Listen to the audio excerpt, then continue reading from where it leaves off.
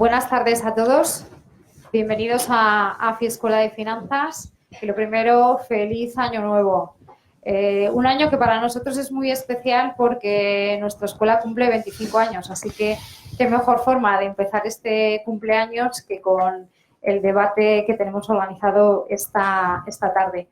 Pedir disculpas a todos aquellos que han querido estar esta tarde con nosotros, pero por temas de aforo, ya veis cómo estamos, y por temas un poco de seguridad, pues no podemos meter más gente en la sala y tenemos como 50, 60 personas conectadas por streaming, así que les saludamos también y les invitamos a que a través del chat de nuestra plataforma digital pues también nos hagan llegar sus preguntas.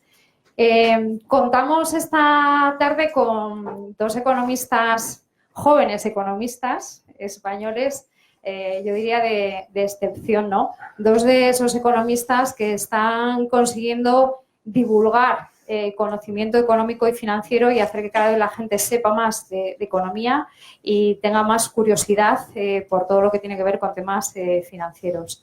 Estoy hablando de Daniel Lacalle, conocido por todos vosotros, actualmente economista jefe de Tresis, y un ejemplo de esos talentos que hemos tenido la suerte de recuperar para España, ¿no? Después de haber estado trabajando durante muchos años en la City en Londres, en un gran experto en gestión de activos, bueno, pues hemos tenido la suerte de que vuelva y que esté contribuyendo con su talento a generar opinión, a generar debate y a tratar de que este país sea un poquito mejor.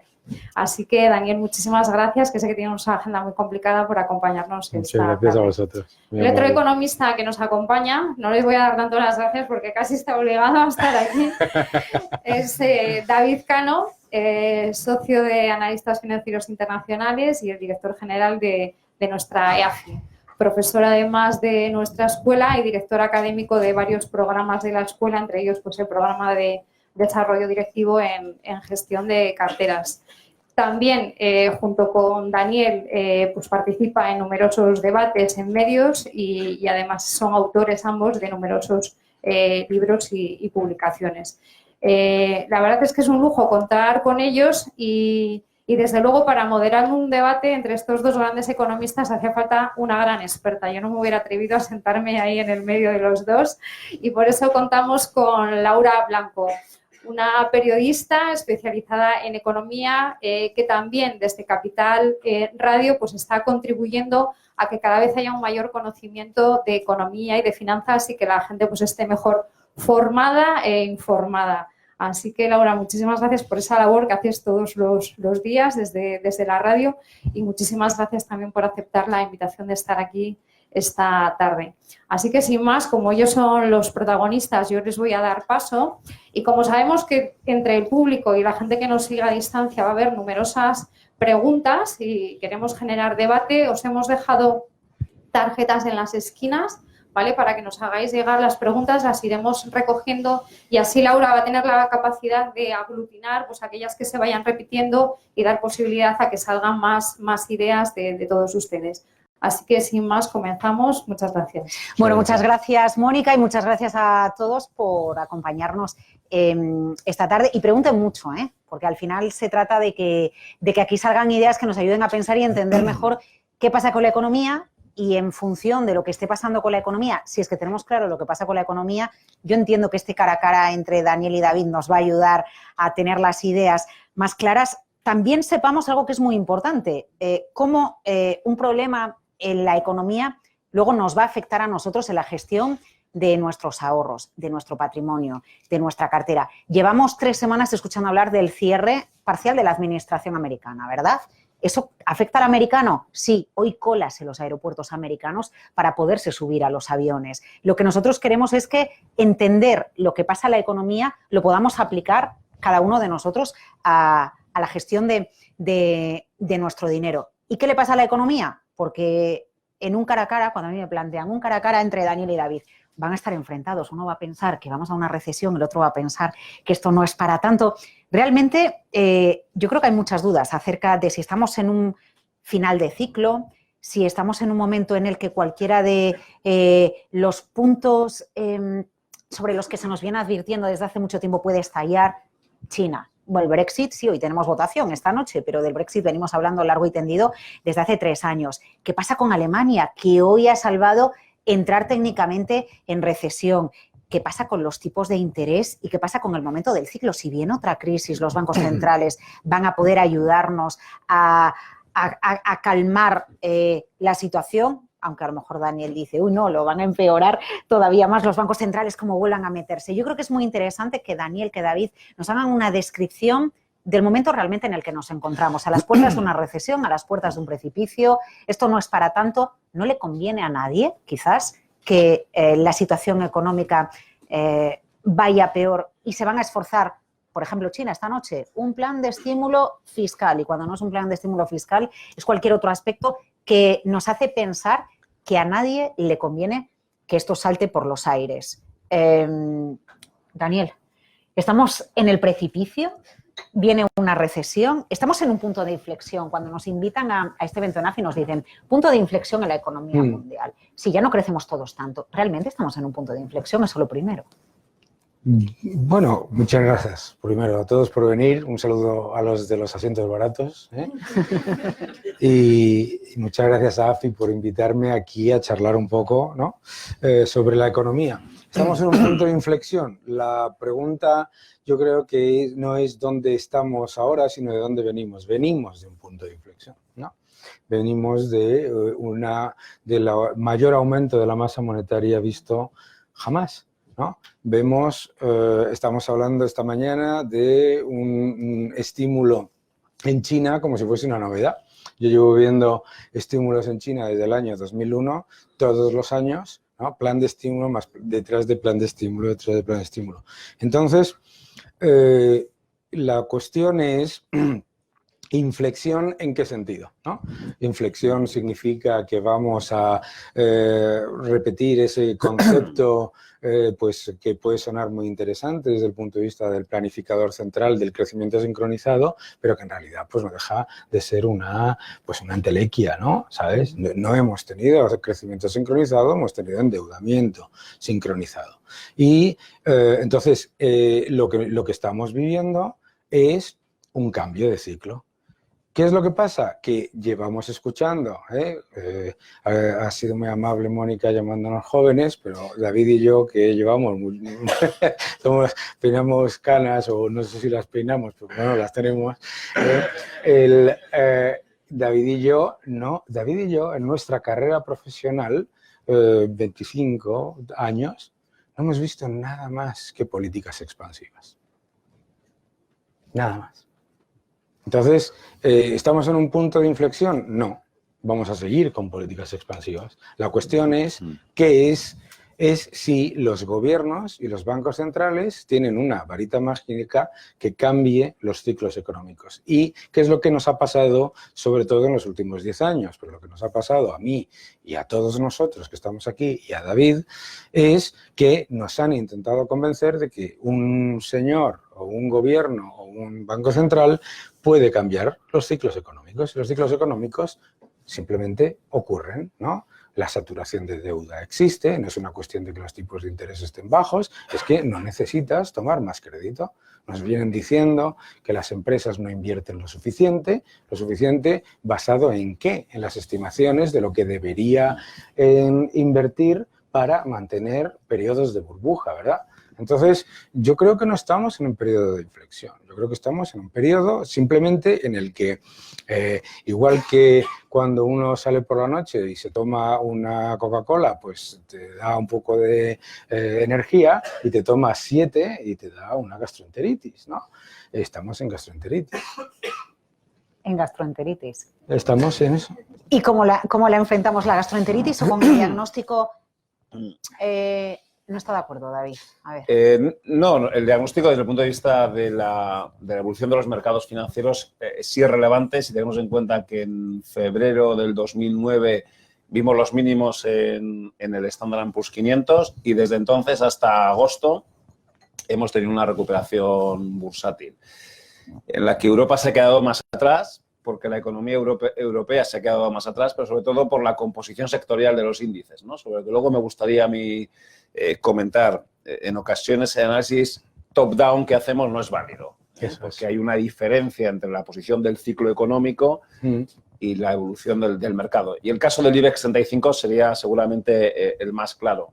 España ha recuperado el PIB máximo histórico, sin embargo el IBEX está muy lejos, ¿eh? Y por tanto, como digo, cuidado con el top-down, que tiene sus limitaciones. Pero aceptando las limitaciones, a nosotros sí que nos da miedo de que la economía mundial, bueno, pues vaya a dibujar una senda de pérdida intensa de crecimiento y que esté abocada a una recesión estilo 2008. Y esa es un poco la pregunta que nos hacen.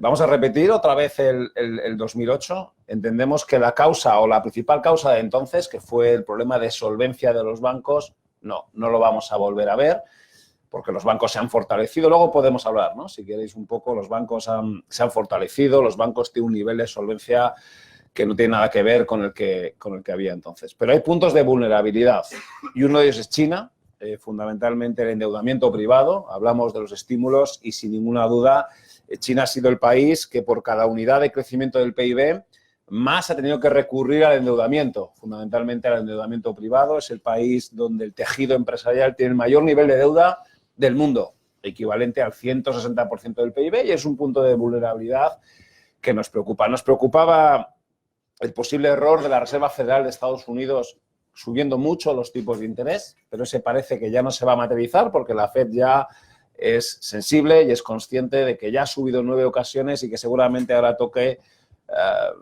bueno, pues un periodo de tranquilidad. Y desde luego lo que nos preocupa es la situación en la economía europea, en donde hemos sido incapaces de crecer, ¿eh? En esta guerra tecnológica, en esta guerra comercial, que en el fondo es una guerra tecnológica que existe entre Estados Unidos y China, en Europa nos estamos quedando fuera, nos estamos quedando al margen. En Europa estamos debatiendo de otras cosas, mientras los americanos y los chinos están preocupados en el crecimiento futuro, en la tecnología, aquí estamos preocupados de otras cosas y sin margen de actuación. Por eso termino esta introducción inicial. A mí sí me da miedo que si entramos en una nueva recesión no haya margen de estímulo, porque es verdad, hemos tirado mucho de estímulo. El Banco Central Europeo tiene los tipos en el 0%, el nivel de endeudamiento público es del orden del 100%. Entonces, por eso nos preocupa el punto de inflexión. Nos preocupa por saber cuál es la verdadera salud de la economía china. Nos preocupaba el posible error de política monetaria de la Reserva Federal de Estados Unidos y nos preocupa Europa. Y nos preocupa que no hay margen de actuación si entramos en una nueva crisis económica. Pero me parece curioso cuando, es verdad que en la última gran crisis, ¿no? En la gran recesión en el año 2008, se pone en el punto de mira el sector financiero. Cuando les planteamos a ustedes punto de inflexión en la economía mundial, en otra época ustedes nos hubieran hablado de la demanda interna y de las exportaciones y de la inversión. Al final, en un mundo globalizado en el que el comercio pesa y mucho, aunque haya una guerra comercial, el déficit comercial americano está disparado, pero dicen que es porque los americanos están consumiendo mucho, ¿no? Al final les va tan bien que le siguen comprando a los chinos por mucha guerra que haya. Eso está en cuestionamiento para que entendamos qué momento atraviesa la economía mundial. ¿Estamos pensando que estamos dejando de consumir o que no se está invirtiendo? ¿O es que ahora cuando hablamos de una crisis económica ya no pensamos en las variables tradicionales de las que hablábamos cuando estudiábamos economía? Claro, es que ¿qué es lo que necesitas para que esa idea de que no se consume lo suficiente o no se invierte lo suficiente genere un cambio de tendencia? Una burbuja. No hay ninguna capacidad en la economía ahora mismo. Primero, no existe ninguna evidencia, absolutamente ninguna, de que las empresas estén invirtiendo menos de lo que necesitan o de que los consumidores están consumiendo menos de lo que necesitan. Ninguna. La única evidencia que hay es que los bancos centrales, los planificadores centrales, ponen como punto de referencia el año 2007. Y el año 2007 era un exceso de deuda, un exceso de inversión que generó una sobrecapacidad que todavía no se ha absorbido. Porque Piensa que lo que nosotros hicimos a partir, el mundo hizo más o menos como una imagen a partir del año 2000 en particular, genera una enorme sobrecapacidad en los países desarrollados para atender a un supuesto crecimiento de los países desarrollados. Como ese crecimiento no se da, se estimula las economías de los países emergentes y se crea sobrecapacidad en los países emergentes para atender el crecimiento superior de esos países emergentes. Se revisan a baja las estimaciones de crecimiento de esos países también y entonces toda esa sobrecapacidad se supone que la va a consumir el rey mago, China, ¿verdad? China porque va a crecer muchísimo, etcétera, etcétera. ¿Qué hace China? Estimular, estimular, estimular, estimular y crea un 40% de sobrecapacidad, ¿no? Y entonces China dice, bueno, qué buena idea han tenido el resto de los países, yo voy a hacer lo mismo. ¿Y para qué? Para exportarle ¿a quién? A los americanos, ¿entendemos? Es un dominó perfecto, ¿de acuerdo? Entonces, no hay ninguna evidencia de que haya un problema de demanda interna, ni que haya un problema de liquidez, ni que haya un problema de falta de inversión, ni un problema de falta de consumo. Solamente hay una evidencia de que hay un exceso de endeudamiento basado en unas expectativas incorrectas. Si nosotros como empresas o como ciudadanos tenemos unas expectativas incorrectas de crecimiento, de beneficios o de salario y nos endeudamos demasiado, tenemos que tomar acciones. Lo que no hacemos es decirle al de al lado, endeúdate más para que yo parezca igual o parezca mejor, ¿sabes? Y ahora nos encontramos con, creo que tú lo has dicho bien, ¿no?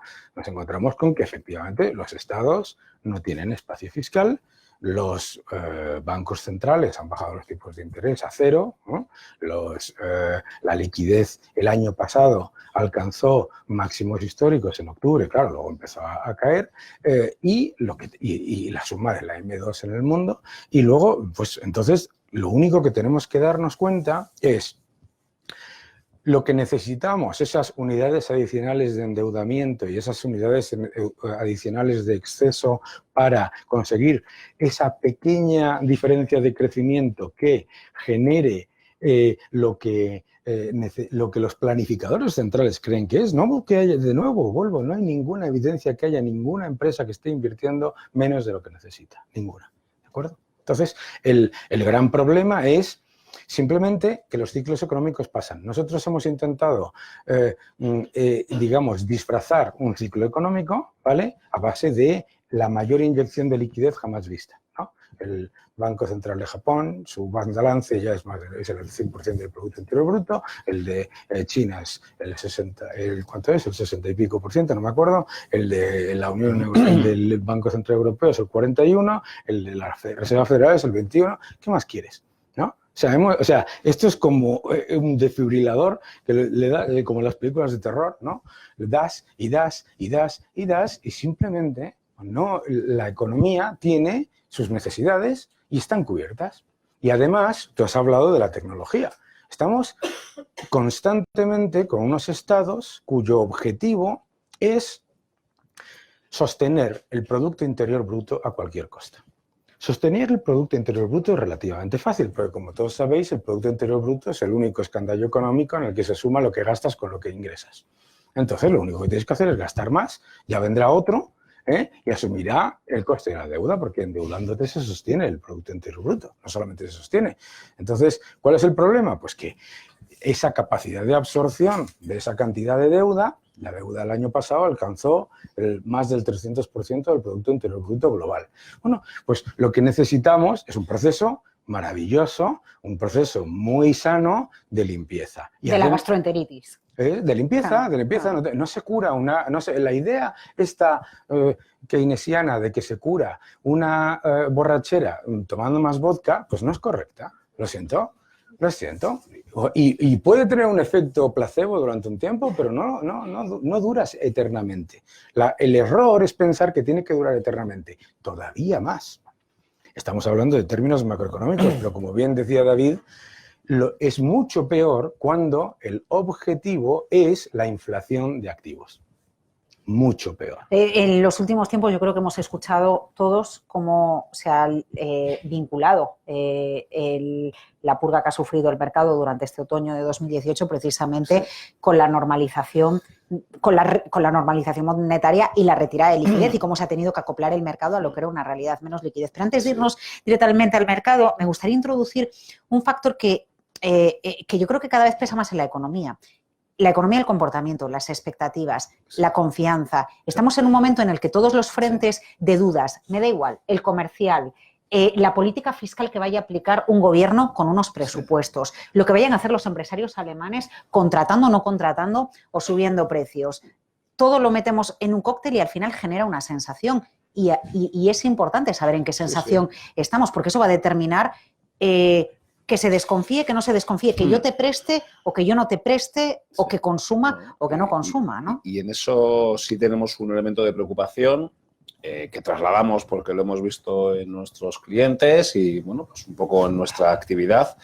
El último trimestre, el hundimiento de las bolsas ha provocado un deterioro de la percepción del inversor. Yo estas Navidades en vacaciones he vuelto a mi tierra y allí me he encontrado con mis amigos y lo primero que me han preguntado es si estamos otra vez a las puertas de una crisis. Digo, anda, ¿y eso? Y dice, no, porque lo que ha pasado con el IBEX, lo que ha pasado con los mercados financieros y, por lo tanto, sí, tenemos que ser conscientes de la famosa profecía autocumplida o del riesgo de que los mercados financieros condicionen las decisiones de gasto y de inversión de los agentes. Y esto es algo a lo que cada vez tendremos que acostumbrarnos más, porque esa represión financiera, esos tipos de interés tan bajos, lo que está provocando es que el ahorrador medio español, aunque todavía lejos de lo que pasa en Estados Unidos, tenga un poquito más de riesgo en su cartera. Su patrimonio esté más vinculado a lo que pasa en los mercados financieros. No sé si habremos asumido demasiado riesgo, David. Al final, con todo esto, con lo que han hecho los bancos centrales, que nos hayamos excedido. Sí, no, exacto, la represión. Pero esto es... Hasta ahora el riesgo lo asumían, o hasta el 2007, el riesgo de crédito, de mercado y de liquidez lo asumían los bancos comerciales. Para eso tenían un capital social que se reveló insuficiente. Para eso tenían un banco central prestamista de última instancia y para eso tenían unos modelos de medición y control del riesgo. Y no estaban bien. Y el capital fue insuficiente y ahora lo que se ha optado es por exigirles mucho capital, exigirles mucho modelo y los bancos comerciales no tienen la capacidad de asunción del riesgo que tenían antes. Alguien tiene que asumirlo. Claro. Mientras las familias nos decidimos hacerlo, lo han asumido los bancos centrales. Claro. Si el experimento monetario ha consistido en obligar a un banco central a asumir el riesgo de crédito, de liquidez y de mercado que antes asumía un banco comercial a la espera de que lo asuman las familias. Y ya está. Entonces le pongo los tipos en el 0% pues para obligar a que aquella persona que antes tenía un dinero en un depósito deje de un depósito y se compre un bono, se compre una acción de forma directa o de forma indirecta a través de instituciones de inversión colectiva. Pero es verdad, hoy el perfil medio del ciudadano español tiene más riesgo en su cartera que el que tenía hace 10 años. Y por lo tanto, vive en sus carnes lo que ha pasado en el último trimestre. Claro. Y, entonces a mí, Y su confianza se puede tambalear. he perdido claro. un 2, un 3, Sí, un 4, sí. un 5, un 6 o un 7%. Y muchos me dicen, ¿me puedes explicar qué es lo que ha pasado? Porque en el 2008, que ellos no tenían inversión entonces, quebró Lehman Brothers. Entonces era fácil para nosotros, oye, pues es que ha quebrado Lehman Brothers. Claro. Pero te dicen, ¿qué ha pasado este año? Claro, Claro. fíjate, ¿qué ha David, pasado? Daniel nos decía hace un instante, no, es que yo no tengo pruebas evidentes de que haya empresas que hayan modificado sus decisiones de inversión o de consumo en este momento. No, que las modifiquen todo lo que quieran. No hay ninguna evidencia de que de que ninguna empresa está invirtiendo menos de lo que necesita. Ojo, es que volvemos, o sea, cuando hablamos de las expectativas y del sentimiento, ¿de qué estamos hablando? ¿No? A mí me gusta siempre decir, porque expectativas, sentimiento, ¿de qué estamos hablando? Estamos hablando de expansión de múltiplos. ¿Okay? Esto es importante, ¿vale? Es decir, no estamos diciendo que las economías vayan a crecer un 3%, que está muy bien, o que China vaya a crecer un 6%, que está muy bien, no sé qué problema tiene que China crezca un 6% en vez del 6,5%. La expansión de múltiplos. Que necesites expansión de múltiplos para justificar las inversiones en los mercados financieros. Y la razón por la que necesitas esa expansión de múltiplos es porque como no es que los bancos centrales hayan tomado el riesgo que no querían tomar los bancos comerciales, sino que han tomado el exceso de riesgo que no querían, que no podían tomar los bancos comerciales. Esto es importante. Es importante los detalles, ¿no? Y creo que nos estamos a veces olvidando los detalles, y es que nosotros hemos cerrado la crisis del 2008 en falso vía el inflar de manera excesiva los activos de riesgo. Entonces, cuando hablamos de que la economía china se ralentiza y la gente se nos vuelve loca porque el crecimiento de las exportaciones es solamente del 5 o del 6%, es porque lo que necesitamos es expansión de múltiplos, no porque lo que necesitemos sea pues, inversión prudente o unas valoraciones adecuadas, etc. ¿No? Nos hemos acostumbrado a que hoy tú vas a los spreads de los bonos de más riesgo del mundo, ¿no? Y la prima de riesgo de Argentina, con todo mi cariño a Argentina, un saludo a nuestros amigos que nos estén escuchando, es solamente 700 y pico puntos básicos. 700 y pico puntos básicos. Si es que eso era la prima de riesgo que tenía España. Hombre, puedes decir que la prima de riesgo de España estaba exagerada, pero desde luego lo que está exagerado es que la prima de riesgo de Argentina, un país que en los 100 años anteriores a hoy ha hecho impago más de 8 veces, pague por un bono a 100 años un 7% en dólares. Esa es la exageración, con todo mi cariño. ¿No? Entonces, claro, ¿qué es lo que pasa? Que resulta, volviendo a lo del cambio de ciclo, que unas empresas que van a crecer los beneficios este año aproximadamente el 6, el 8%, me da igual, porque todavía tienen que bajar el consenso, las estimaciones, no me importa. Oye, una subida de beneficios del 6%, ¿cuál es el problema? ¡Oh, desastre! ¿Y por qué desastre? Porque el año pasado nos inventamos que tenían que crecer un 22%, ¿no? O sea, es que yo leí el año pasado que los beneficios del IBEX iban a crecer durante los próximos 3 años un 12% anual. ¿Quién es el loco que piensa eso? No, con todo mi cariño, las empresas del IBEX. O sea, las empresas del IBEX claro, son empresas ex-growth, son empresas que van con muchas cosas positivas, pero yo creo que necesitamos esa expansión de múltiplos. Entonces, el riesgo, volvemos a hablar, ya no se trata del riesgo de, oye, que es que resulta que porque un banco quiebra, una empresa que no tiene ningún tipo de problema no tiene acceso a endeudamiento. Eso no es verdad, eso no está ocurriendo ahora. No es verdad que porque un banco norteamericano quiebre, un bonista griego o un bonista francés se vaya a encontrar en un problema. No, lo que pasa ahora es otra cosa alucinante y me parece, creo que no peligrosa, pero que debemos simplemente ponerla en contexto, que es que si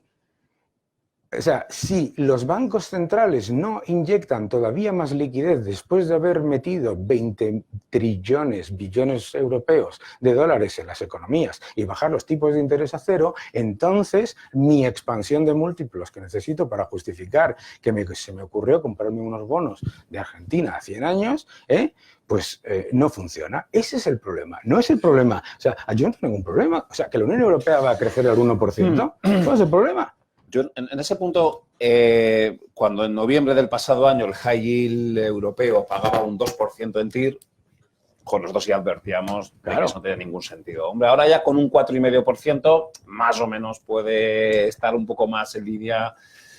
Pero es un 4,5%, pero es un 4,5%. Sí, todavía no es un nivel. Seamos conscientes de, con todas esas bondades, sí. ¿Vale? O sea, es cierto que hablábamos de ese, lo recuerdo perfectamente lo que comentabais, pero es que estamos hablando de que hoy, mientras estamos hablando, a cierre de esta sesión, empresas que generan free cash flow negativo y con endeudamientos de 9 y 10 veces EBITDA, se están financiando al 4,3%. ¿Hello? ¿Quién le presta? No, pero ahora seamos serios. No si los bancos centrales normalizan. Ese concepto de normalizar es una falacia. Con los tipos de interés a cero y un aumento de la masa monetaria que duplica el crecimiento del Producto Interior Bruto real, no hay ningún tipo de normalización. Estamos hablando de reducción en el exceso de los estímulos. Ojo. Importante las definiciones. Bien, pero pensadlo desde este punto de vista. Si eso que llaman normalización, que es simplemente moderación en el exceso, ¿quién de verdad le presta, con todo mi cariño, quién de verdad le presta a Venezuela con 1000 puntos básicos de spread? 1000 puntos. ¿De verdad? O sea, es que el spread más alto, Turquía, Argentina y Venezuela, no es ni cercano a la media de lo que necesitabas para financiar a países, por supuesto con situaciones económicas más lógicas, en África hace 10 años. El contexto de la economía ha cambiado, las políticas de los bancos centrales han hecho que cambien precisamente. Nos estás poniendo el ejemplo con este caso de Turquía, de Venezuela o de Argentina. La realidad es que la inyección de liquidez de los bancos centrales, lo decíais antes, vosotros, ha inflado los activos de riesgo. Bueno, yo no tengo claro que la haya inflado. Lo que sí es ha dirigido los flujos hacia allí. Claro, pero no discúlpame, tengo... David, teníamos muy claro que este año 2019 iba a ser un año en el que ya además el Banco Central Europeo iba a repetir el proceso que ha seguido la Reserva Federal en los 2 últimos años. Pero ahora, como tenemos el titular de esta charla, punto de inflexión en la economía mundial, de repente, hoy mismo Draghi, algún comentario ya ha hecho, reculando un poco porque la economía está peor, ha dicho, de lo que él se pensaba que estaba. Y entonces, claro, todos implicados en tener más activos de riesgo, lo cual nos convierte más vulnerables ante los sustos. Si no acaban de si no acaba de producirse la mal llamada normalización de la política monetaria, como sí que estábamos esperando que iba a suceder, ¿qué hacemos entonces con la exposición que tenemos a los activos de riesgo? Dos cosas, claro. Nosotros siempre en AFI hemos defendido, y Daniel y yo hemos debatido mucho sobre la política monetaria no convencional. Nosotros siempre lo hemos valorado positivamente. Somos conscientes de la heterodoxia que ha supuesto, pero entendíamos que la situación de emergencia por la que atravesamos en el 8-9 en Estados Unidos y en el área euro en el año 12-13 hacía aconsejable utilizar terapias de choque no convencionales. Tenía sentido hacer este doping o cada uno que use la terminología que quiera. Pero hoy la situación es mejor a entonces. Y por lo tanto la retirada de los estímulos no convencionales está asociado a que ya la economía crece. Es decir, hemos evitado el riesgo de deflación, hemos evitado el riesgo de recesión. Con que Europa crezca al 1,5% ya tendría sentido que el BCE redujera el tamaño de su balance. Y con que Estados Unidos crezca al 2% también. ¿Qué decir con esto? No hace falta que la economía europea o americana crezcan al 3 y pico para que los bancos centrales retiren esos estímulos. Podrían retirarlos perfectamente con un crecimiento del 1,5% o del 2%. Es más, es recomendable. Pero bueno, Estados Unidos va piano, va reduciendo poco a poco. El BCE ha dejado de comprar los bonos y, bueno, va avanzando poco a poco. Europa va 4 años retrasada con Estados Unidos porque en Europa lo hemos hecho mal. En Europa hacemos muchas cosas mal. No. Diagnosticamos muy mal la crisis, diagnosticamos muy mal el problema de solvencia de los bancos y, por lo tanto, la menor capacidad de transmisión de la política monetaria. Si el problema es que para transmitir la política monetaria tienes que hacerlo a través del canal bancario, más en Europa que en Estados Unidos, y te has dado cuenta de que el canal bancario no transmite, pero en Europa tardamos 4 años en darnos cuenta de eso. Y en Europa no tenemos un motor de crecimiento, creo que es importante que luego debatamos, que es la tecnología. Al final, cuando uno mira por qué crece Estados Unidos, bueno, pues porque tiene Silicon Valley y China tiene su particular Silicon Valley. Y eso no lo tenemos en Europa. Y a mí eso es lo que más me decepciona de nuestro continente. Porque, oye, si tú eres rico porque en el subsuelo tienes petróleo, pues bueno, mira, esa suerte que has tenido y punto. Pero ¿qué hay que tener en una economía para tener tecnología? Talento, que seguramente aquí lo tenemos, y tal vez un sistema de financiación como han podido ser los mercados de capitales, ¿no? Esto es un tema sobre el que a mí me gustaría que luego debatamos. Está muy bien que busquemos hacia dónde tendrían que tirar la economía europea para crecer, pero debatamos de cómo se financia, de cómo hay que financiar, y ahí es donde los economistas lo tenemos muy claro. Hay que dinamizar los mercados de capitales. Claro. En Estados Unidos la capacidad de financiación vía mercado de capitales es 3, 4 o 5 veces la que tenemos aquí. Es decir, si una idea como Facebook, Twitter o LinkedIn hubiese surgido en Europa, hubiéramos ido a pedirle financiación a un banco y no nos la habría dado en el año 2008. Sin embargo, en Estados Unidos acudieron a los mercados de capitales y allí les dieron la financiación y eso es lo que ha permitido el crecimiento. Y eso es lo que tiene que pasar en Europa. Y eso, vuelvo un poco a lo que estaba comentando, eso solo pasa si el ciudadano asume riesgo. Porque el que prestó dinero inicialmente a Twitter o el que prestó inicialmente dinero para montar Apple fue alguien que estuvo dispuesto a asumir riesgo. Pero para que hubiera un Apple, para que hubiera un Facebook, claro, para que hubiera un Airbnb, muchas otras se quedaron por el camino. Muy Entonces bien. vamos a asumir más No, riesgo. Es que eso es lo que... Ya, pero es que alguien tiene que asumir el riesgo. Vale. Es decir, lo que no vale es vale, quiero dinamizar la economía, quiero crear tejido... Ya, ¿y Quiero eso quién lo rentabilidad financia? frente a un depósito. ¿Eso quién lo financia? Vale.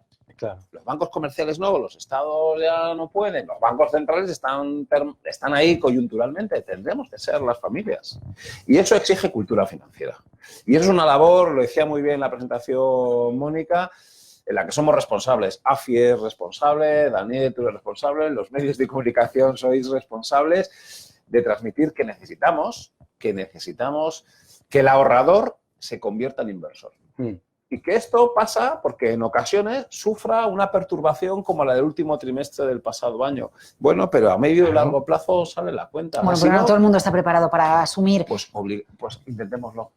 Claro. Hagamos la pedagogía. Bueno, en este trimestre Eso hemos es. perdido por esto, por lo otro. Claro. Dediquémosle horas a eso. Nosotros lo tenemos súper claro en AFI, nuestra escuela lo tiene súper claro, nuestra fundación también, porque si no, ese debate tan interesante de qué industria tenemos que tener, que es un debate dejadme que simplifique, más de ingenieros si quieres, pero ahí luego tienen que llegar los economistas. ¿Y eso cómo lo financiamos?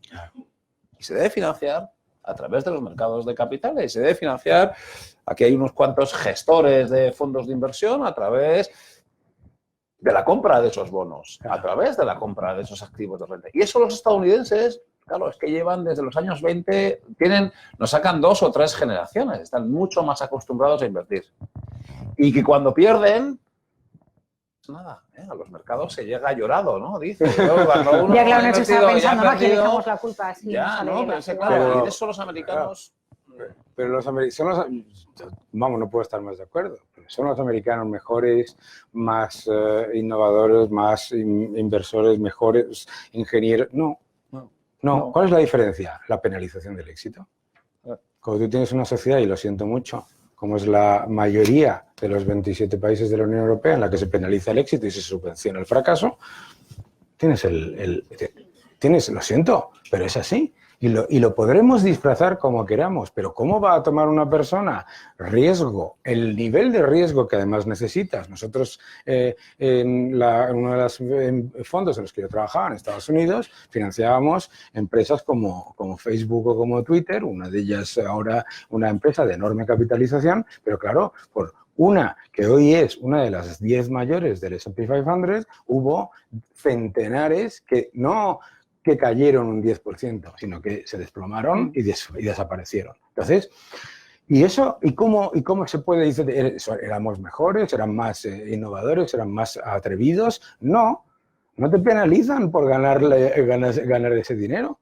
No te hunden por ganar ese dinero, como ocurre en esta. Y segundo, muy importante, también muy importante, o sea, las sociedades no pueden tener un crecimiento en el que se vaya a generar un aumento de la productividad y un aumento de la financiación del riesgo y un aumento de la financiación de la tecnología cuando se pone como pilar fundamental el gasto corriente.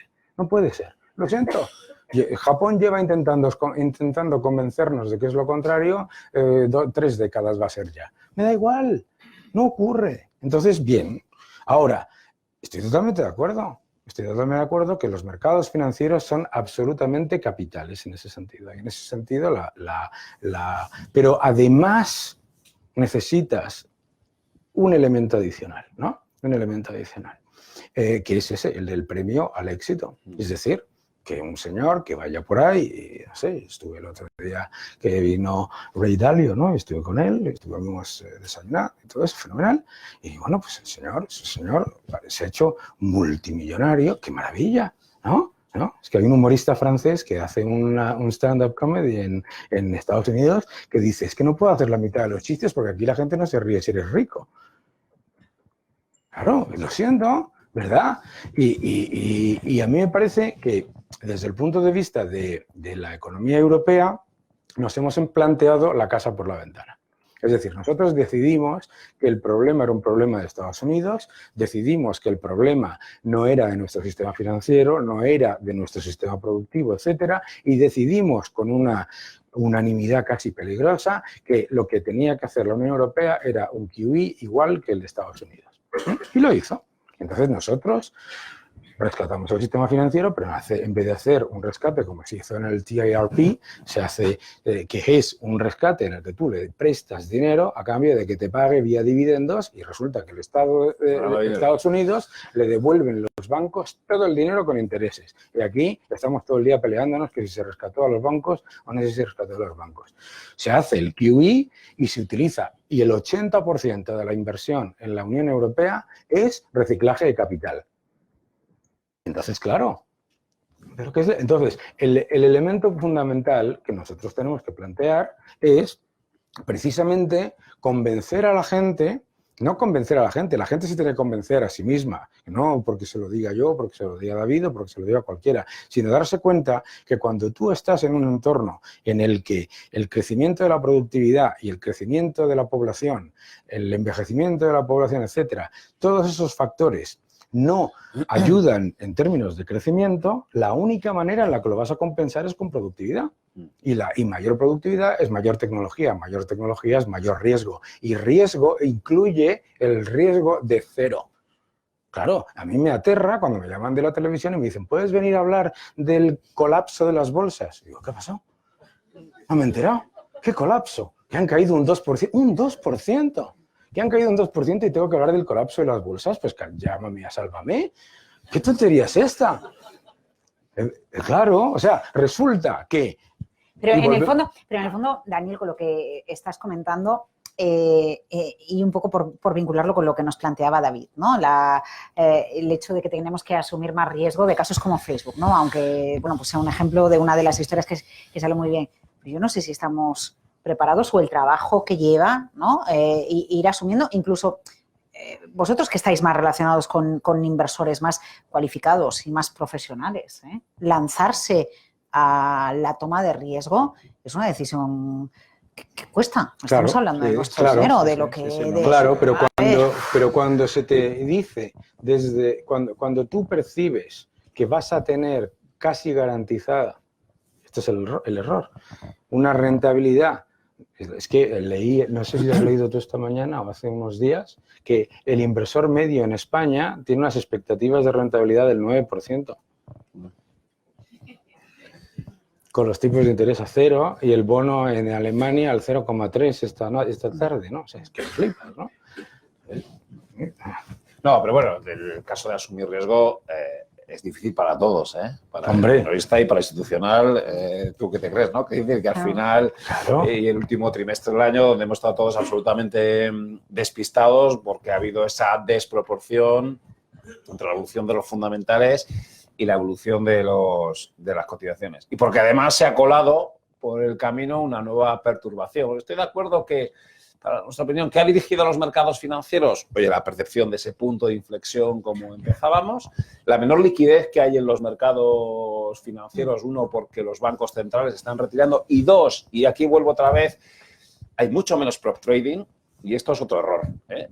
El exigir a las entidades financieras mucho capital está provocando que se estén cerrando muchas mesas, que se estén cerrando muchos operadores, y eso quita liquidez a los mercados. Y en momentos de tensiones, cuando hay menos liquidez, hay sobrereacciones como las que vimos en diciembre en los últimos días. Pero como digo, a un deterioro macro, a unos bancos centrales con menos liquidez, a una menor liquidez asociada a que hay menos operadores institucionales prop trading, se suma a una perturbación, vamos a llamarla política, ¿no? Y cuando nosotros en nuestros comités de inversiones, con todo tipo de clientes, desde familias, desde minoristas hasta grandísimos institucionales, bueno, pues cada vez tenemos que hablar más de política y hubo un día, me acuerdo, aquel que detuvieron a la directora financiera de Huawei. Huawei. Sí, en Canadá, ¿no? Y eso Sí. provocó una caída del Nasdaq del 5%. Bueno, ese tipo de cosas han pesado mucho este año. O cuando Trump emite un tuit y no sé qué. O los italianos,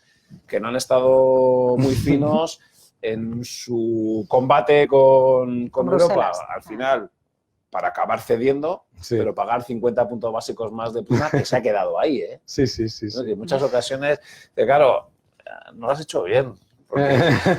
Porque has sido de chulito y zasca, te han colocado ahí 50 puntos básicos que a ver cómo te los vas a quitar. Lo del Brexit es otro aspecto en donde no se está gestionando bien. A lo que voy es que ha aparecido una nueva prima por riesgo político, una nueva prima por riesgo que los economistas tenemos dificultades para predecir los ciclos económicos, no me cabe ninguna duda, pero somos absolutamente incapaces de predecir las reacciones políticas. Pero es que cuando nosotros consultamos... Y poner esto todo en precio es complicado. Súper complicado. Pero cuando nosotros consultamos a los expertos en política, dicen, wow, tampoco nosotros somos capaces de modelizar la reacción de Trump. No somos capaces de modelizar la reacción de Bolsonaro, ni somos capaces de modelizar. Entonces, bueno, tenemos que reconocer que hay una nueva prima por riesgo hoy de incertidumbre política. ¿Cuánto vale? Muy bien, no lo sé. Claro. Entendemos que no vale un 15%, que es lo que ha caído la renta. Nos gustaría saber de ese 15% que ha caído la bolsa, desagregarlo entre PIB, BPAs, tipos de interés y demás. Entendemos que una parte muy importante de esa caída, posiblemente el principal factor director haya sido ese aumento de la prima por riesgo de incertidumbre política. Y entendemos que tarde o temprano volverá la coherencia y la sensatez, y que todas esas posiciones tan radicales van a ir minorando. Y ese debe ser el principal factor director al alza en la recuperación de los mercados financieros. Y por eso antes sugerías que no están inflados los nosotros activos. entendemos que no. Tal vez sí el Bund alemán. Un Bund alemán a 10 años al 0,20 está hiperinflado. Una economía como la alemana, que en los próximos 10 años va a tener una inflación del 1% y a poco crecimiento que tiene, en los tipos largos europeos, en el tipo largo alemán, ahí sí que entendemos que está súper sobrevalorado. Pero el resto, entonces, cuando dices la sensatez va a volver... Sobre todo está hablando más en algún segmento de renta fija, más el segmento de menor calidad crediticia y fundamentalmente entendemos que en renta variable. Ahí no estoy tan de acuerdo contigo, Daniel, hablas de los múltiplos. Un múltiplo de valoración PER 13 o 14 de la bolsa europea, joder, no es tan exigente, ¿no? Un PER 20 y demás, pues puede llegar a serlo. Pero a poco que las primas por riesgo político se reduzcan, y a poco que vuelva un poco esa percepción de que el ciclo sigue siendo expansivo, un crecimiento del BPA del 8%, de que la Fed no va a equivocarse. Y aquí, de nuevo, había un temor. ¿Dónde va a parar de subir tipos la Fed? Bueno, ya nos lo ha dicho, que va a parar, que como mucho le queda una subida de los tipos de interés. Y que el ciclo americano aguanta, porque las previsiones de crecimiento del PIB de Estados Unidos se da una paradoja. Y es que el pasado año, a principio del ejercicio, la previsión para el PIB de Estados Unidos era un más 2,5 y ha acabado siendo un más 2,9. Es decir, que la economía americana ha sorprendido positivamente. Este año seguramente crezca un 2,2, un 2,3%. Es esto, un crecimiento económico en los países desarrollados del 2%, con una inflación del 1,5%. Si los bancos centrales no endurecen más su vertiente convencional, es recuperar gran parte de ese menos 15 que sufrimos el año pasado en renta variable europeo. Por tanto, nosotros entendemos que es momento para comprar. Cuidado también. Claro, cuidado, porque con yo tu nivel de riesgo. Empiezo a tener la sensación de que estamos en una permanente situación de hora feliz, de crecimiento económico y expansión económica, Lo sé, pero y no- mercados y renta variable pero que va a de un- seguir subiendo no de un eternamente. menos 15 en renta variable. Quiere decir que aunque hoy el diagnóstico del ciclo es peor que hace un año, ¿vale? Te lo acepto. La valoración de los mercados es mucho mejor que hace un año. Hace un año el high yield estaba en el 2,20. Hace un año tenía las bolsas, el Eurostoxx hizo un 3.600. Hoy tengo el Eurostoxx en 3.000, hoy tengo el high yield en el 4,30 y hoy tengo los cocos en el 6,5%. Bueno, hoy encuentro una serie de activos financieros que están claramente más atractivos que hace un año, que han tenido una caída en valoración muy superior al deterioro del entorno macroeconómico. Ahora bien, y me preguntan ya, Pero este mercado, esta revalorización, sigue dependiendo de que Trump lance un tuit de que los italianos, y pues sí, tengo que reconocer que una parte importante de la rentabilidad esperada de los activos financieros está condicionada a un factor de riesgo político. Y hay muchos que dicen, pues mira, yo no quiero tener una parte de mi patrimonio ligada a un factor de riesgo que es absolutamente impredecible. Bueno, pues evidentemente, nosotros ahí con muchos clientes estamos siendo muy sinceros. Si tú no quieres asumir esa volatilidad asociada al factor de riesgo político, pues igual lo mejor que puedes hacer es irte para atrás. Eso sí, irte para atrás, ¿qué implica? Irte a un depósito al 0%, irte a un fondo monetario que da tipos negativos. Dice, bueno, pues no. Si es negativo, pues ya aguanto un poco más en este mercado y asumo un poquito más de riesgo. Pero al final es ir aprendiendo, y es ir viendo esa suma de factores de riesgo. Nosotros los que más dominamos son los factores más puramente global macro. E insisto, y este es el titular, sí, hoy la economía mundial está peor que hace un año, pero sigue estando en una fase expansiva que es incompatible con una caída de las bolsas europeas del 15%. Ya. Una Europa que no acaba de arrear, ¿eh? No sé cómo lo ves, Daniel. Ahora comentaba David, bueno, pues unas bolsas europeas que están más atractivas de cómo estaban hace un año, por cierto, respecto a Trump. Muchos pensarán, bueno, ya solo le quedan 2 años, ¿no? Porque realmente no será eterno. O sea, bueno, sí puede repetir otra legislatura, ¿no? Y estar otros 4 años más, pero a lo mejor hay algunos factores de riesgo político que acaban, que se acaban limpiando. Está claro, perdona, Daniel, es cuando endureció su discurso con China, cuando se opuso al libre comercio, eso fundamentalmente empezó en abril, mayo, y ahí es cuando tuvimos una caída de los mercados financieros. Yo creo que aquí sí que existe un consenso absoluto entre los economistas. Las dos palancas del crecimiento de la economía mundial en los últimos 20 o 30 años ha sido el libre comercio y ha sido la tecnología. Si voy contra una de las dos y voy poniendo aranceles, la evidencia histórica es absolutamente contundente. No vale de nada poner trabas al comercio, no sirve. Al final salimos todos perdiendo, ¿no? Yo creo que este ha sido su gran error y espero que recule. Y espero que ahora sí llegue. Yo creo que está dando cuenta de que no le está generando réditos electorales, de que al final eso ha impactado negativamente sobre el estándar. También China, También China está dando cuenta que algo tiene que ceder y es obvio que algo también tiene que ceder. Pero, como digo, entendemos que los políticos tienen que ser conscientes que no puedes ir contra los 2 ejes de crecimiento económico mundial. El comercio, la globalización, entendida como el aumento del comercio y el libre comercio, y 2, la tecnología. Y eso es en lo que están enfrentados Estados Unidos y China. Y, como decía antes, y Europa, mientras tanto... Y Europa no pinta nada ahí en el medio. A otros debates. Yo hace poco escribía que uno de los grandes riesgos que en la Unión Europea nadie contempla es que en una negociación entre Estados Unidos y China, que es una negociación, y que es una negociación que tiene los tiempos de los políticos, no los tiempos de los inversores de renta variable ni de renta fija, la Unión Europea es un daño colateral súper atractivo, pero total. ¿Y por qué? Porque la Unión Europea ha negado todos sus problemas estructurales y cuando aparece el problema del Brexit, en vez de utilizarlo como una oportunidad para avanzar y ser más competitiva, más abierta, y esto lo han dicho oportunidad de oro para avanzar en el dirigismo, en el intervencionismo y en la cerrazón, ¿no? Yo llevo viendo guerras comerciales desde el año 91. Desde el año 91. El tema político lo estamos exagerando, es verdad, y la razón por la que lo estamos exagerando es porque necesitamos expansión de múltiplos. Pero yo empecé a trabajar en los mercados financieros en medio de la guerra a Irán. Yo creo que riesgo político había bastante, ¿no? Yo he visto los aranceles de Bush Jr., he visto la batería, nos olvidamos de todo esto, pero la batería de aranceles de Obama en el año 2008. Batería, pum, pum, porque es que lo de Make America Great Again no lo inventó Donald Trump. Tenéis un vídeo en YouTube, todos los que queráis, de Buy American, de Barack Obama. Nada. Oye, los aranceles a las paneles solares, los aranceles, todo, no hay ningún problema. O sea, que lo que quiero decir es que lo que estamos viviendo es una negociación que ha existido toda la vida. Y es verdad que le damos más importancia a los titulares políticos.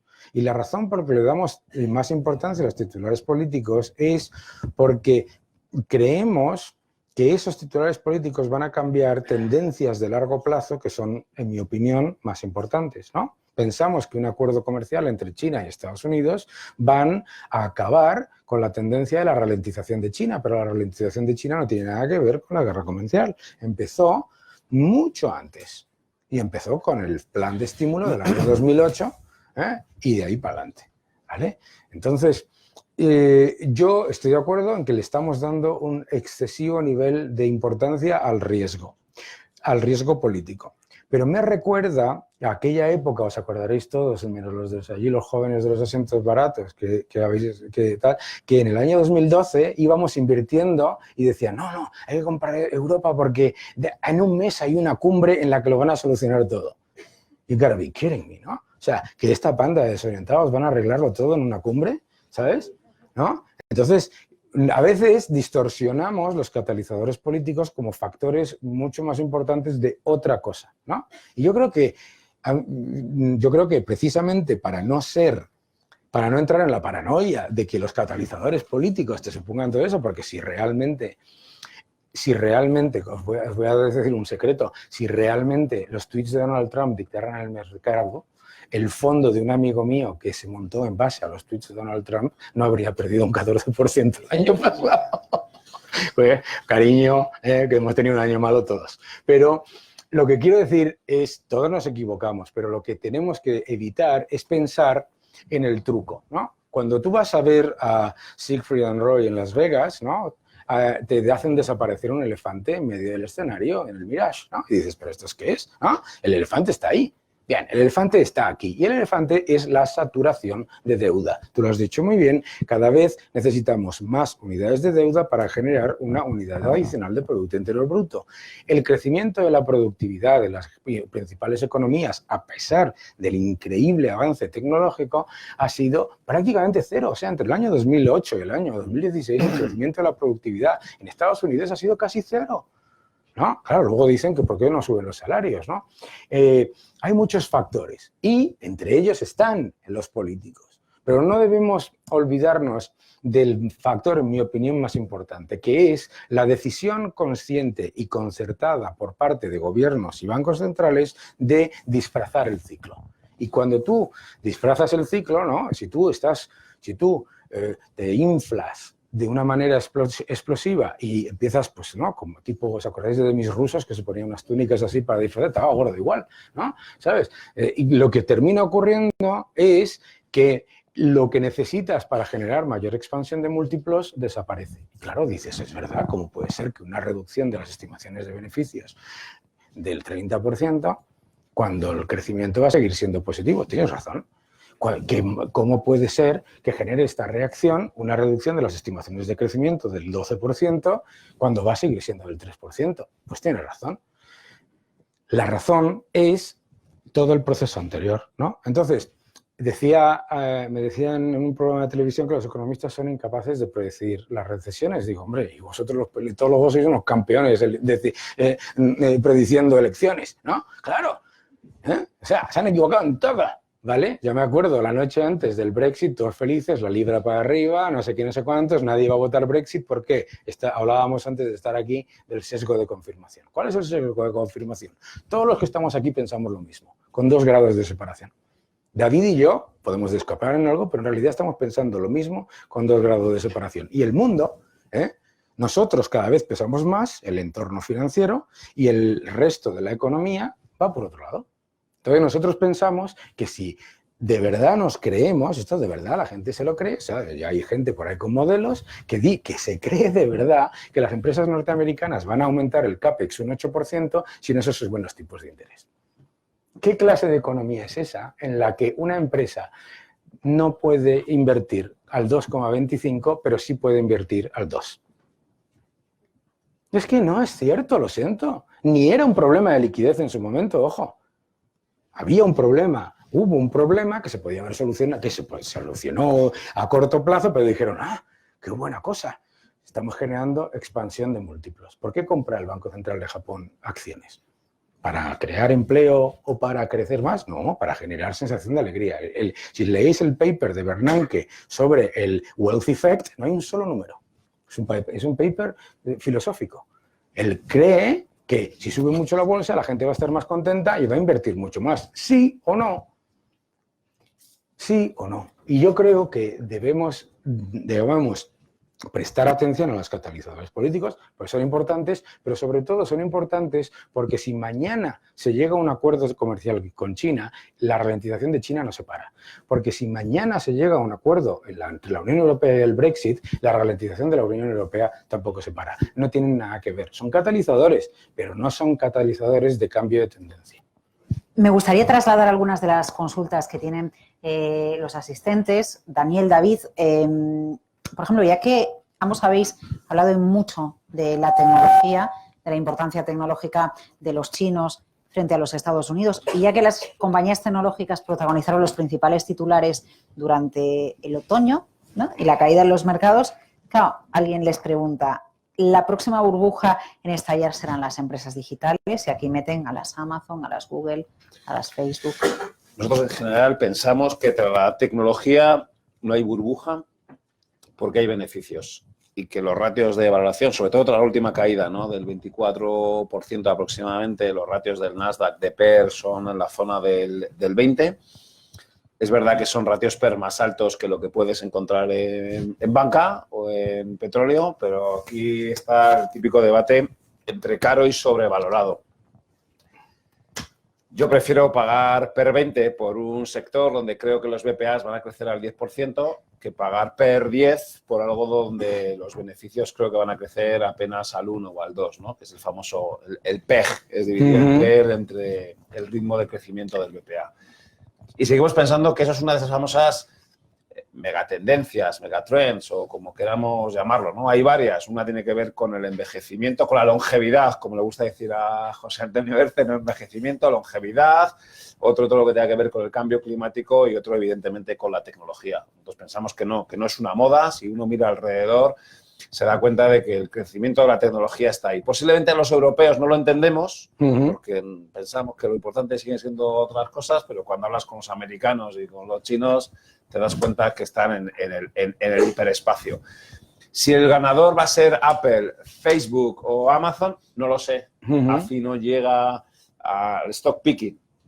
Para eso compramos fondos de inversión de tecnología o de megatendencias, donde entendemos que hay otros expertos mucho mejor que nosotros en el stock picking.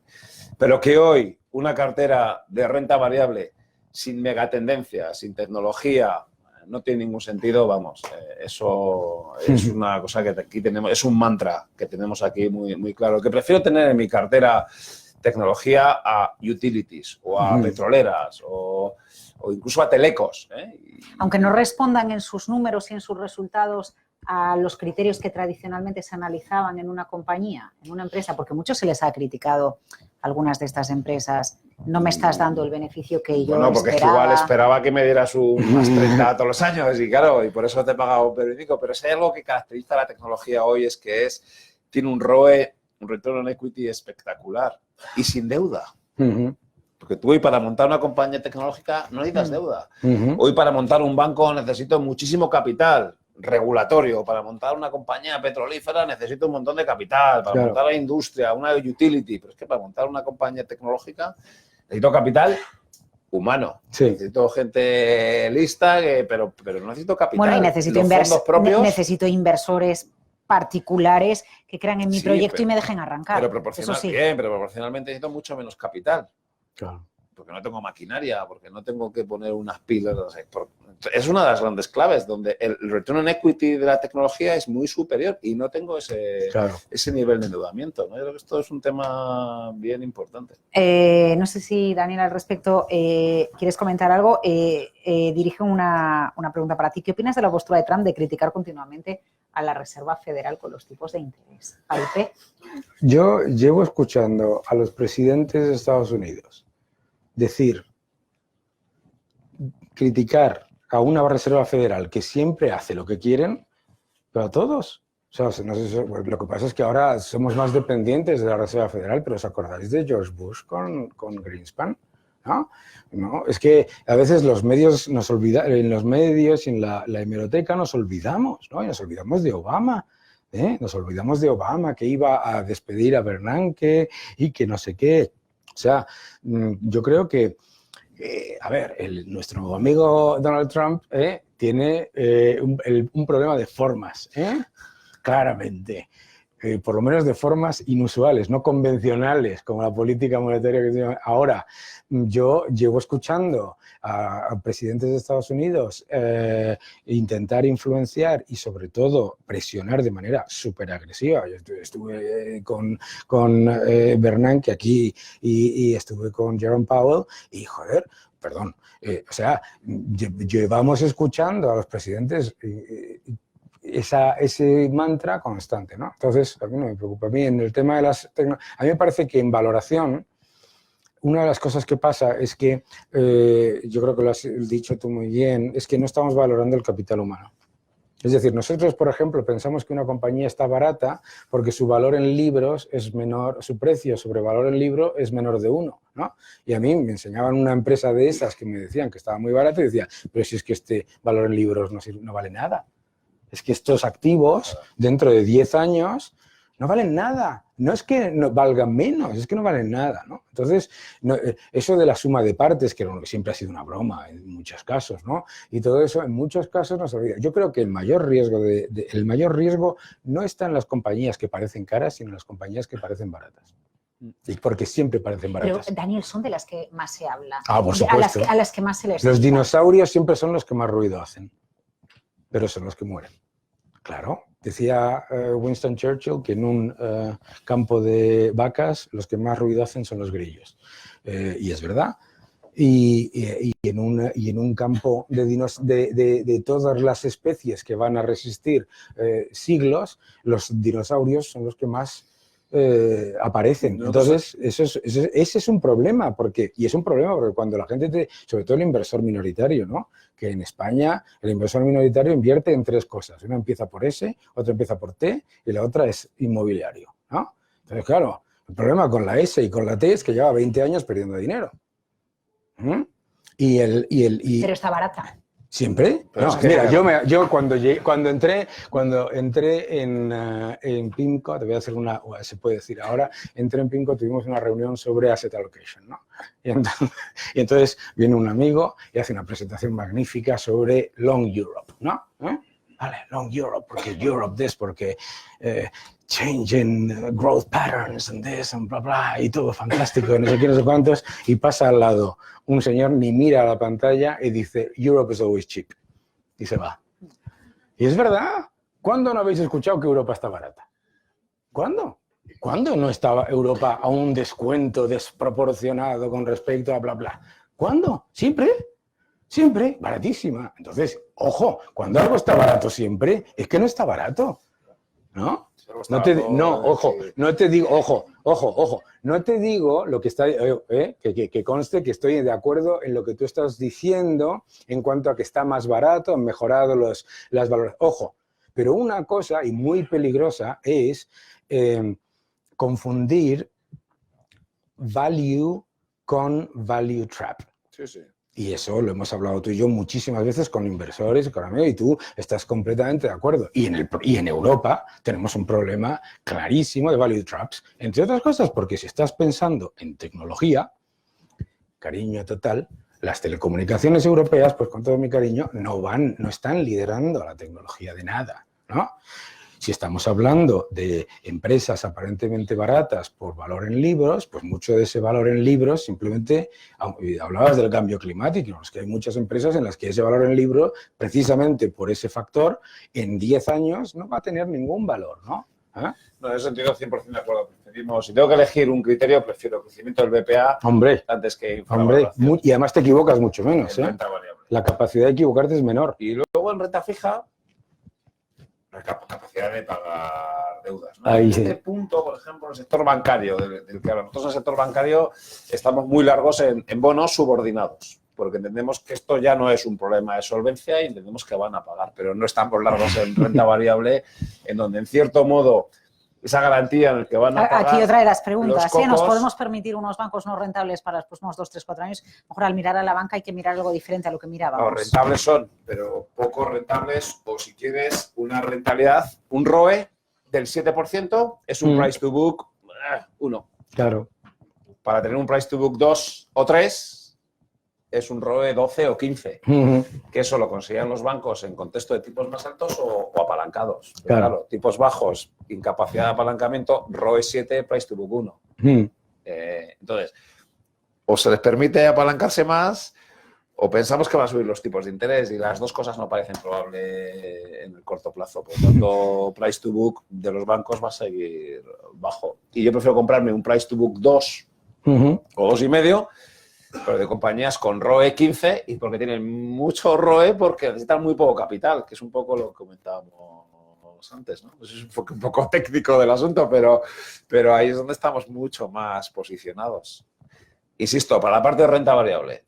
Para la parte de renta fija, no tenemos ningún problema. La renta fija financiera subordinada, los cocos, eso, ¿cómo no van a quebrar los bancos? Si tienen unos niveles de solvencia, un nivel de capital Tier 1 del 12 o del 15%, vamos, un coco está bien soportado por unos fondos propios que son enormes y te paga unas rentabilidades del 6-7. Cuidado, lo cual no quita que el pasado año en los cocos hayamos visto una ampliación de spread y ha provocado pérdidas en el activo del 4 o del 5%. Y esto es esa parte de educación financiera de la que antes hablábamos, con minoristas, pero también con institucionales. Claro. Que la palabra coco no ayuda precisamente y porque todavía es un activo menos conocido. Pero si me das a elegir en banco, como digo, prefiero coco, pero en renta variable prefiero cosas cuyos BPAs vayan a crecer. Y un último asunto, ya que esta noche, en un ratito, es la votación en Reino Unido y comentabais mucho el tema tecnológico, alguien preguntaba,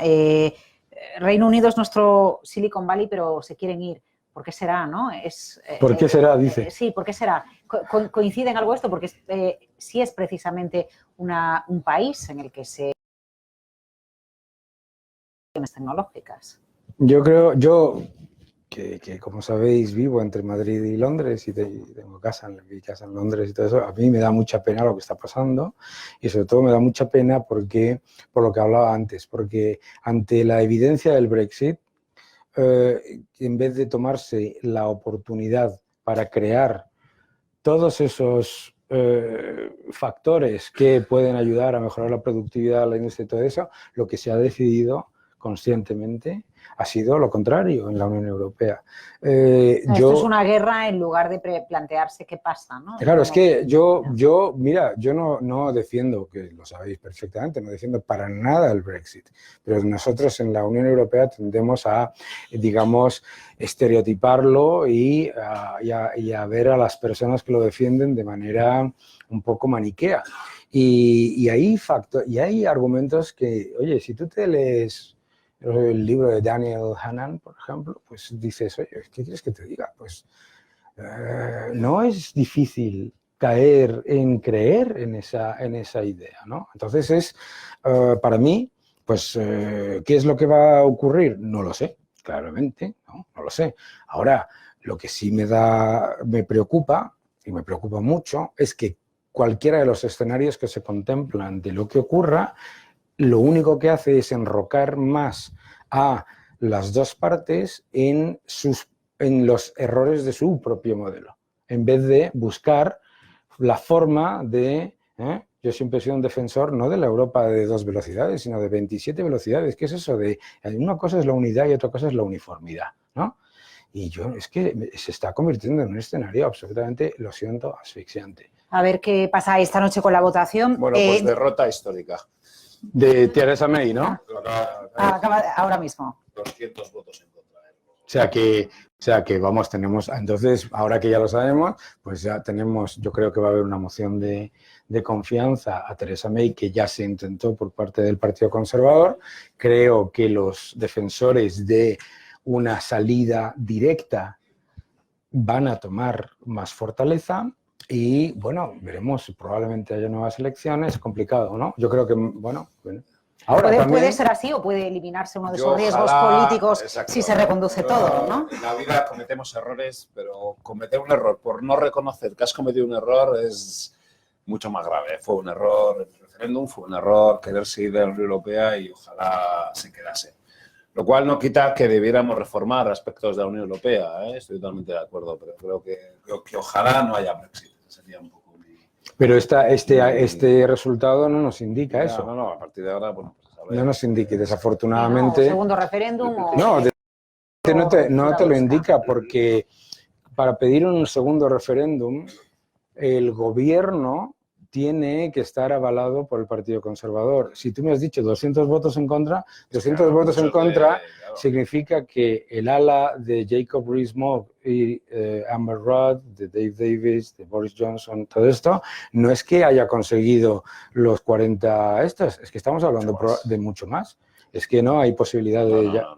No lo sé, vamos. Yo tengo buena relación con algunas de estas personas y no veo que esa sea la solución. No creo además tampoco, creo que además estamos contando en Europa con una visión de que el Partido Laborista está a favor de quedarse en la Unión Europea. Y no es el caso, ¿eh? Y no es el caso, desafortunadamente. Punto de inflexión en la economía mundial. David, esta es tu casa. AFI, nos habéis invitado aquí a todos. Yo me voy con la idea de que no estamos al borde del precipicio y me quedo con la idea de que el riesgo sigue siendo la mejor alternativa al dinero quieto. ¿Van por ahí los tiros? Así lo vemos nosotros, que efectivamente el deterioro cíclico no es significativo o no tan significativo como lo que hemos visto en los mercados financieros, que hay que vigilar. Se habla mucho del riesgo de recesión en Estados Unidos, pero nos preocupa mucho más el riesgo en China. Hombre, claro. Y nos preocupa la consistencia en el área euro. Nos preocupa que no estamos tan unidos y que no hay un punto de convergencia. Hemos avanzado mucho, es algo que aquí en nuestro departamento de banca han estudiado, la unión bancaria, ahí se ha avanzado y está muy bien, y el mecanismo único de supervisión y resolución y tal, que eran asuntos pendientes, como muy bien saben Esteban Sánchez, el socio responsable. Y eso que ha pasado en banca lo echamos en falta en otros ámbitos de la pura economía del área euro. Y nos da miedo que venga una tercera recesión en el área euro y nos pille sin haber unido mucho más el área euro y sin contar con mecanismos de compensación vía política monetaria y vía política fiscal. Por tanto, riesgos evidentemente van a existir, pero entendemos que son riesgos sistémicos que no se van a materializar en el 2019. Y que por tanto hay que asumir riesgo. Cada uno el suyo, ¿eh? Esto es un punto también que no es fácil y los que estáis aquí de bancas privadas y demás hemos aprendido, claro, esto del test, ¿no? Veo a mi cliente y cómo pestañea y lo que me responde, yo ya sé su nivel de riesgo. Bueno, aprender el nivel de riesgo de un cliente solo aprendes con lo que ha pasado el año anterior, ¿no? Estos 3 meses han sido tremendo, de horas de trabajo, donde mucha gente te había dicho, no, mi nivel de riesgo no me importa perder. Joder, pues menos mal que no te importa perder, porque a poco esa labor se ha demostrado, ¿eh? Hay que conocer al cliente, pero conocer al cliente solo se conoce con horas y horas y estando con él en momentos complicados. Bueno, pues aprovechemos lo mal que ha ido el año pasado, fundamentalmente el último trimestre, pues para conocer mucho más al cliente y para hacer esa función, de nuevo, pedagógica, de explicar en qué consiste el riesgo, que en ocasiones se materializa, pero que si estás bien perfilado, no hay por qué darle más importancia o asustarnos en exceso. David Cano, Daniela Calle, gracias por acompañarnos aquí. Empecé hablando de usted y luego he acabado de ti. Pues estamos aquí esto es intolerable. Cómodos y nos hemos pasado un poquito del tiempo. Muchas gracias a todos. Perdonad los minutos que os hemos robado y nada, os esperamos aquí cuando queráis. Seguimos hablando de economía y les leeremos las cartas a ambos, ¿eh? Como el escenario que planteen no sea el escenario que veamos que se vaya cumpliendo. Así que seguro que en otra ocasión tenemos oportunidad de reunirnos otra vez y charlar. Gracias a todos.